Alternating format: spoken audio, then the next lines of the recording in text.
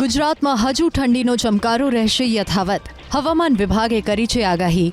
હવામાન વિભાગ અનુસાર ઉત્તર પૂર્વીય પવનના કારણે હજુ ઠંડી રહેશે. આજે પણ કચ્છનું નલિયા રહ્યું સૌથી ઠંડુગાર. નલિયામાં નોંધાયું 6 ડિગ્રી લઘુત્તમ તાપમાન, તો કંડલામાં 8 અને ડીસામાં 9 ડિગ્રી લઘુત્તમ તાપમાન નોંધાયું. જ્યારે અમદાવાદમાં 13 ડિગ્રી લઘુત્તમ તાપમાન નોંધાયું. જો કે હવામાન નિષ્ણાંત અંબાલાલ પટેલનું કહેવું છે કે 17 ડિસેમ્બર પછી ઠંડીમાં ઘટાડો થશે અને થોડી રાહત રહેશે. અંબાલાલ પટેલના મતે 26 ડિસેમ્બરથી બંગાળની ખાડીમાં એક સિસ્ટમ બનશે, જેને લઈ 26 ડિસેમ્બરથી 4 જાન્યુઆરી દરમિયાન માવઠું પડવાની શક્યતા છે, તો 18 જાન્યુઆરી દરમિયાન પણ માવઠું પડી શકે છે. ઠંડીની છે એ શક્યતા તારીખ 26 જાન્યુઆરીમાં આકરી ઠંડી પડવાની શક્યતા રહેશે. ગાત્રોથી જેટલી ઠંડી પડવાની શક્યતા રહેશે.